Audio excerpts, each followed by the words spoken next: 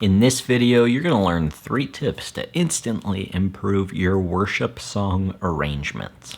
Coming up.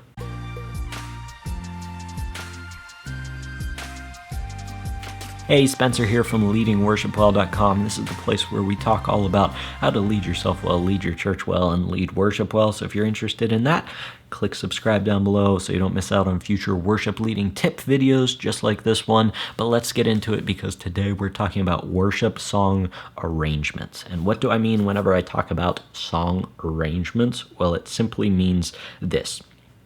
It means knowing the structure of your song and knowing the different musical elements that you're going to use to support that structure. So let's put a little more meat on those bones. For example, in verse number 1, it would be answering the question, okay, this is the dynamic of verse number 1. Maybe you have multiple dynamics within verse number 1, but let's just keep it at that. This is the dynamic. We're going to play verse number 1 quiet, and then okay, what instruments are actually going to be playing during verse number 1, and then what are each of those specific individual instruments going to be playing? Like, what parts are they playing? Or what parts are our vocalists singing or not singing? So that is the arrangement of a song, figuring that out, not just for verse number 1, but for chorus, verse number 2, chorus 2, and so on, until you have your whole song fleshed out. And the mistake that I see a lot of worship teams make, especially when they first become a worship team, maybe you just started a worship team at your church, is that we don't have these song arrangements down. And so at the beginning of the song, like every song is our drummer clicking off 1, 2, 3, 4, and then everybody comes in at the same time, and now you've got 8 vocalists singing and 4 guitarists and 2 keyboard players and percussion and auxiliary percussion, and you've just got like the whole band playing the entire time. That's what we're trying to avoid with these worship song arrangements. There's a time for everybody on your team to be playing, but your entire team should probably not be playing the whole way throughout the entire song. All of your singers should probably not be singing the whole way throughout the entire song. And that is what these song arrangements that we're going to be talking about today are. So I'm going to kind of give you an intro into song arranging, just kind of how I think about it, but just some really practical tips that you can use to instantly improve your worship song arrangements. Before we get there though, I want to hear from you. How do you communicate song arrangements with your worship team? Like, what do you say to them? Maybe if you're being honest, the answer is I don't tell my band anything. I'm just like, let's play the song. That's a perfectly acceptable answer for now, if that's what you do. Maybe you're like, I chart out each individual part of the song, and I chart out exactly what I want each instrument to play and what volume I want them to play it at. Maybe you're super meticulous about it. How do you communicate song arrangements to your worship team? Let me know in the comments below, and I'll talk to you in a second.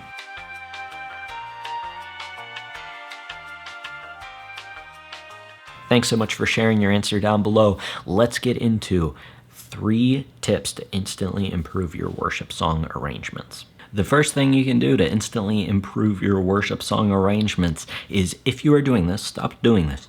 Don't have all of your musicians start playing at the same time. Don't have everybody in at the beginning of a song, unless a song calls for that. If it's like a big higher energy song, then yeah, all of your people are probably going to be in at the beginning of the song, all your instrumentalists at least. But like, a lot of these worship songs, they build over time. If you listen intently to a modern worship song, about 95% of the time, it starts down here, and then it slowly climbs, and then maybe it drops down a little bit, and then it climbs up again, and so on and so forth. And I'm talking about the amount of instrumentalists in the song. You know, how many times have you heard a song where it starts out with keyboard, and then in the chorus, a guitar comes in, and then verse number 2, maybe the drums and the bass kick in with the guitar and keyboard, and it keeps adding on top of each other. That's how I want you to think about musical arrangement.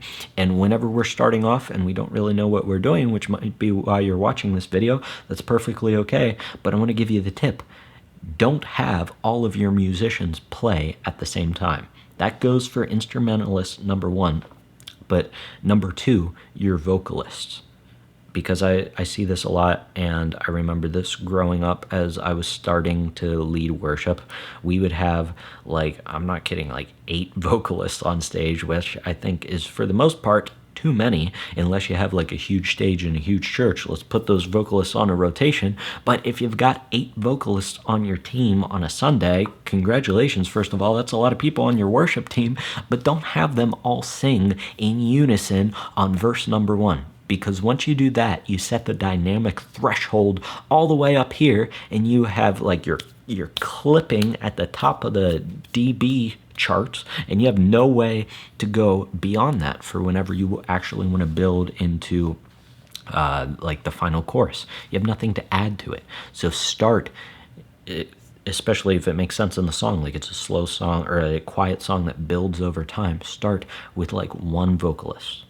And then in verse 2, maybe a harmony comes in. And then maybe in chorus 2, maybe you've got like, let's say 2 additional singers, and they come in and they're just like providing support in the background, singing unison. And then maybe at the end, like you've got other vocalists on your worship team who are playing guitar and playing other instruments, and maybe they come in on the final chorus. But at the end of the day, those people are only singing on the final chorus, not the whole way through the entire song. You don't have 8 people singing the entire time. So don't start with having all of your music or all of your musicians playing all the time throughout the entire song. The second thing you can do, now that you know the basic rule of not having everybody play the entire song, is simply this: copy the original arrangement. Listen to the song that you want to lead in your church, and listen with the ears of an arranger, and ask yourself, okay, what's coming in verse 1? What instruments do I hear? What parts are they playing? What parts are the vocalists singing? And then move on to chorus number 1. Okay, what am I hearing now? Did anything get added? Did anything change?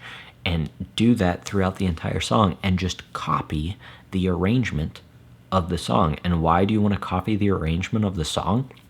Well, maybe you've heard this title in the music industry before of producer. What does a producer do? Well, among other things, they arrange a song. They are paid like thousands of dollars to say, okay, this makes sense for this instrument to come in at this point playing this specific part, because that's what sounds best sonically, and that fits the overall structure of the song.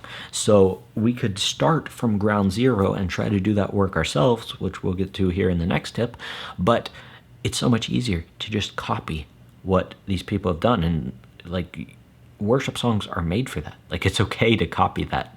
You know, you get the sheet music, you get the chords, you learn the guitar parts, you learn the harmony parts, and you have the original arrangement of the song.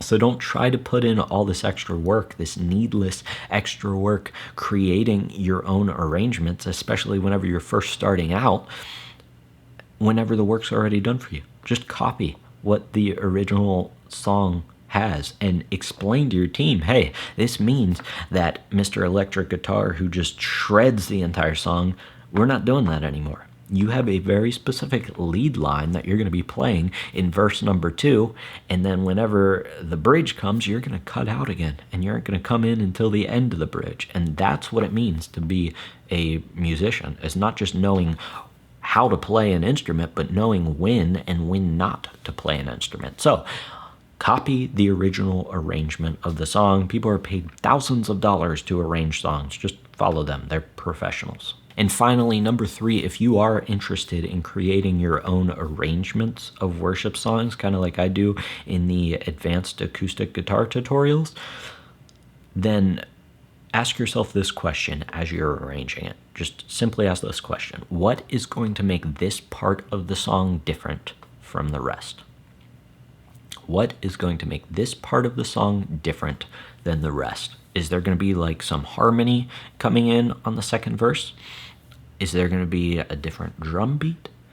Is it going to get quiet here and back out, and maybe it's just like a keyboard pad in the background and it's super quiet, what is going to make each part of the song different than the next? Think about that in terms of what the instrumentalists are playing. Think about that in terms of who is playing. Think about that in terms of who's singing. I'm going to add that in with the instrumentalist, but just work your way through the entire song, chart it out. Here's verse 1, or well, here's the intro. Here's verse 1, here's chorus, here's verse 2, chorus, bridge, final chorus, outro. Write those words on a piece of paper, and then beside it write, okay, this is what's different. These instruments are playing in verse 1. In the chorus, we're going to actually take out one of those instruments, and now it's literally just the keyboard in chorus number 1. And then in verse 2, the acoustic guitar is going to kick in, and the electric is going to come in, and the bass is going to come in, and the drums. And then they are all going to build in chorus number 2, and it's going to be a little bit louder. And then in the bridge, we're going to back things down, and it's just going to be the acoustic guitar strumming and maybe a pad in the background. And then our second time through the bridge, we're going to add this drum beat, doo-doom, doo-ksh, doo-doom, doo-ksh, you know, and then it builds into the final chorus where all of our vocalists are singing. We've got a 4-part harmony. We've got a guitarist like really high up on the neck shredding, and then we've got these huge guitar chords down low on an electric, and we've got both acoustics in, and we've got a huge drum set, and we've got auxiliary percussion. You see how it builds over time, and each part is unique and it's different than the next. So in addition to that, think about what instruments you have in your worship team. You know, if you've only got 2 acoustic guitars, they shouldn't be playing at the same time whenever the song starts necessarily. It's okay to have one of them sit out and not play in verse number 1 and chorus number 1, and then have them kick in verse number 2. That's another way to make things different. There's a bunch of examples. If you'd like me to talk about this more in the future, let me know down in the comments below. I'd be interested in talking about arrangements more. Yeah. What is going to make this part of the song different than the rest of the parts of the song? So there they were, your first foray into song arrangements, or maybe you've already been arranging songs and you just wanted some tips to do that. Don't have all your musicians start playing at the same time unless the song calls for that. Just copy the original arrangement. You're going to learn so much from that, from seeing what these people who get paid thousands of dollars to do, to arrange songs, figure out what they do and how they do it. And then whenever you're ready, arrange your own song and ask yourself what makes this part of the song different from the last part of the song. Song arrangements are fun to come up with. They're a great way to improve your worship team musically. If you want to improve your own worship leading, your personal worship leading, I put together a free audio training for you called 5 Tips to Instantly Improve Your Worship Leading. In that audio training, I walk you through 5 tips to instantly improve your worship leading. Pretty clever name, right? These tips aren't hard to do. You just got to know them and make the conscious effort to do them. So check that out in the description below. There's a link to that free audio training. Other than that, thanks so much for joining me today. Until I see you in the next video, keep leading worship well.